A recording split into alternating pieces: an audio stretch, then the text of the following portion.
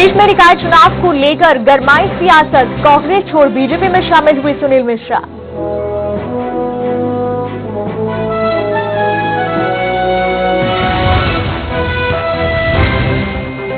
चिकित्सक संगठनों ने की गुप्ता की गिरफ्तारी की निंदा, छत्तीसगढ़ सरकार पर उठाए सवाल।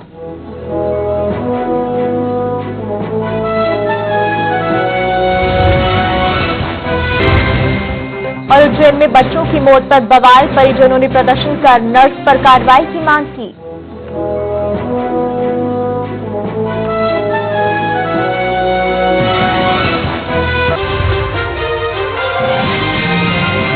नमस्कार, मैं हूं आपके साथ महक सेठी। तो खबरों में सबसे पहले आपको बता दें, प्रदेश में निकाय चुनाव को लेकर राजनीति गरमाई हुई है। जाहिर है चुनाव के मद्देनजर पार्टी नेताओं के गुस्से का जग जाहिर होना। नगरीय निकाय चुनाव में कांग्रेस के कटनी से महापौर प्रत्याशी सुनील मिश्रा को टिकट नहीं मिलने पर उन्होंने भारतीय जनता पार्टी का दामन थाम लिया है। मुख्यमंत्री शिवराज सिंह चौहान एवं निकाय चुनाव प्रभारी विनय सहस्त्रबुद्धे ने सुनील को सदस्यता ग्रहण करवाई। देखिए, मुख्य कारण यह है कि कांग्रेस पार्टी के अंदर संवादहीनता हो गई है। कांग्रेस पार्टी के अंदर लोकतंत्र खत्म हो गया है। न कार्यकर्ता नेता से बात कर सकता है, नेता कार्यकर्ता से बात नहीं कर सकता है। जैसे एक बेलगाम गाड़ी होती है, उस तरह से कांग्रेस पार्टी का काम चल रहा है। और उन सारी परिस्थितियों को देखते हुए जहां संवादहीनता होती है वहां पे विनाश होता है, और जहां संवाद होता है वहां विकास होता है। ये देखते हुए मैंने आज निर्णय लिया कि मैं अपना शेष जीवन और जो मेरी ऊर्जा बची है वो सेवाएं मैं अपनी भारतीय जनता पार्टी के माध्यम से जनता तक पहुंचाऊंगा। Madhya Pradesh medical officers association ने एक प्रेस वार्ता का आयोजन किया। प्रेस वार्ता में चिकित्सक संगठनों ने निर्दोष चिकित्सक गुप्ता की गिरफ्तारी एवं कार्रवाई की कड़ी निंदा की है। चिकित्सकों का कहना है कि छत्तीसगढ़ सरकार ने चिकित्सकों के विरुद्ध बिना तकनीकी जांच के एफआईआर करवाना और गिरफ्तार करना सुप्रीम कोर्ट के निर्देशों के विरुद्ध है। 15 महिलाओं की मृत्यु हुई है, उस पर दुख प्रकट करते हैं। तो बड़ी अनफॉर्चुनेट घटना है, लेकिन क्योंकि अब तक की जांच में स्पष्ट हो गया है कि ऑपरेशन करने वाले चिकित्सक की कोई गलती नहीं थी, ये तीनों संगठन मिलकर इस बात के लिए प्रयास कर रहे हैं कि जो चिकित्सक के विरुद्ध जो धाराएं लगाई गई है और उनका जो सम्मान है उसे लौटाया जाए, उन्हें पुनः अपनी नौकरी में लिया जाए। उनके विरुद्ध जो भी धाराएं लगाई गई है उनको जेल से रिहा किया जाए। उज्जैन में डॉक्टरों की लापरवाही के चलते एक 1.5 महीने के बच्चे की मौत हो गई, जिसके बाद परिजनों ने बच्चे के शव को रखकर प्रदर्शन किया। परिजनों ने आरोप लगाते हुए कहा कि डॉक्टर ने गलत इंजेक्शन लगाया था, जिससे बच्चे की मौत हो गई। परिजनों ने इंजेक्शन लगाने वाली नर्स के खिलाफ कार्रवाई की मांग की है।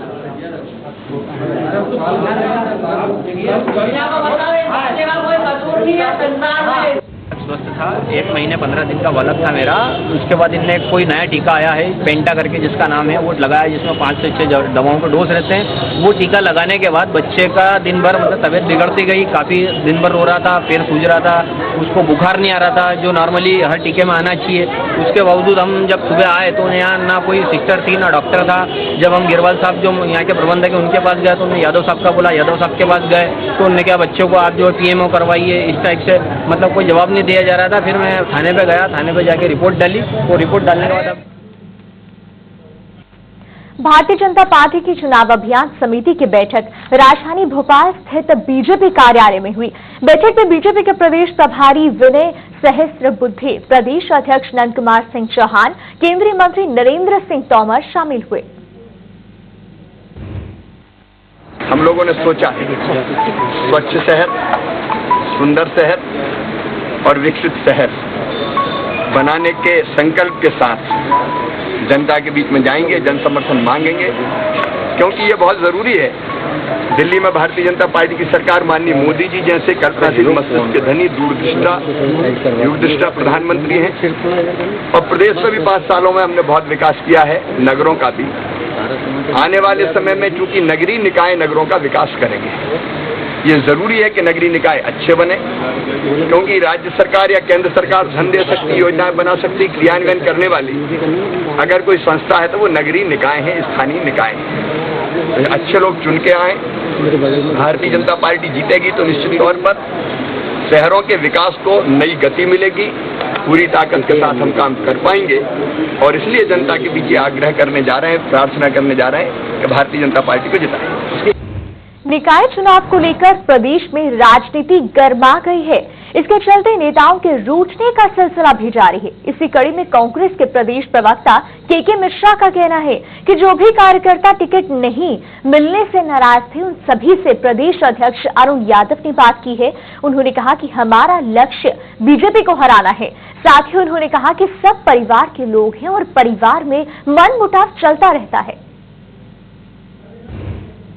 उन सभी दुष्ट साथियों का कांग्रेस पार्टी के इतिहास में कंट्रीब्यूशन है और जो लोग संघर्ष के दौर में हमारा साथ दे रहे हैं वो हमारे लिए ईश्वर के समकक्ष हैं। तो हमारे परिवार के लोग हैं, उनसे देर रात तक, या यूं कहूं कि सुबह 7 बजे तक पूरी रात प्रदेश अध्यक्ष अर्जुन सिंह जी ने उनसे, माफी चाहूंगा अरुण यादव जी ने उनसे चर्चा कर कांग्रेस पार्टी के पक्ष में उनको संभाला है और वो लोग मान भी गए हैं क्योंकि सबका लक्ष्य भारतीय।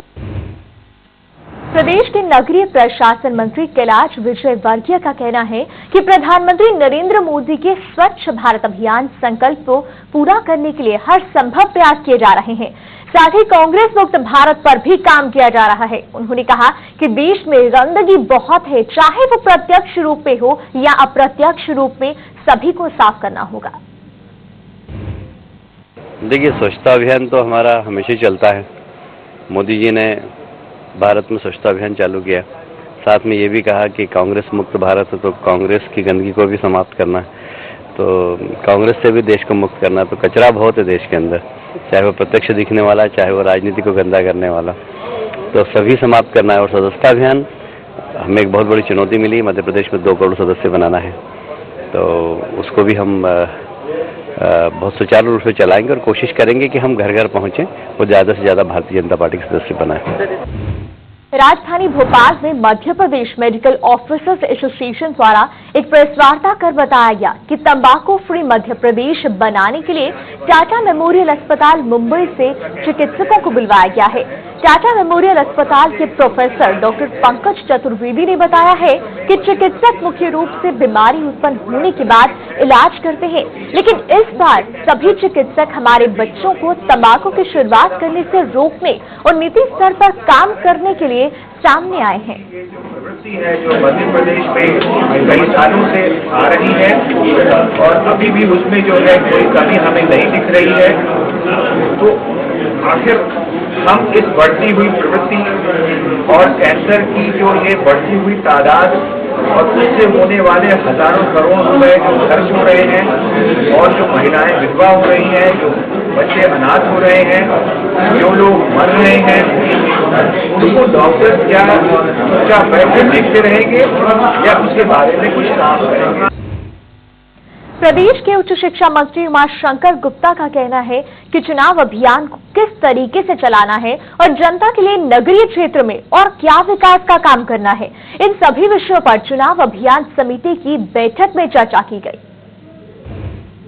चुनाव अभियान को कैसे ठीक ढंग से पूरे प्रदेश में चलाया जाए, जनता के, नगरीय क्षेत्र की जनता के कल्याण के लिए और कौन सी बातें ध्यान में रखी जाना चाहिए, इन बातों पर प्रमुख नेता विचार विमर्श कर रहे हैं। सुझाव का दौर चल रहा है और इन सुझावों के आने के बाद फिर प्रबंध समिति और घोषणा पत्र समिति उन बिंदुओं पर निर्णय लेगी। चुनाव को अच्छे ढंग से चलाने के लिए और आज से चुनाव अभियान जो शुरू माननीय मुख्यमंत्री जी दतिया से कर रहे हैं, कल सभी नेता पूरे प्रदेश में एक साथ चुनाव अभियान शुरू करें, ये बातें सामने हैं। शिव के अंश माने जाने वाले भगवान काल भैरव की जयंती के मौके पर उज्जैन में परंपरा के अनुसार भगवान काल भैरव की सवारी राजसी ठाठ बाट के साथ निकाली गई। इस मौके पर हजारों श्रद्धालुओं ने काल भैरव के मंदिर में जाकर उनके दर्शन किए।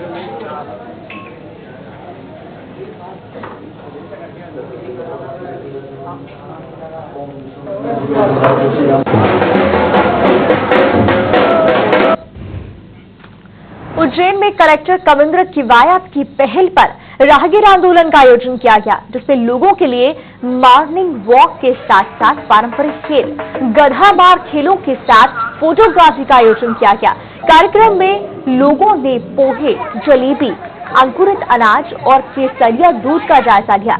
इस दौरान बच्चों के लिए खेलकूद प्रतियोगिता का भी आयोजन किया गया।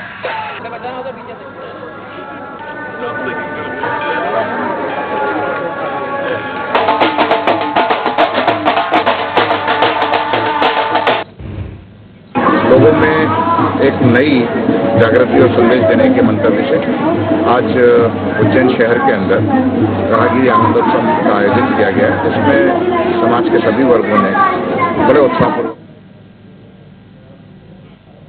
इस बुलेटिन में अभी तक इतना ही। दीजिए इजाजत। नमस्कार।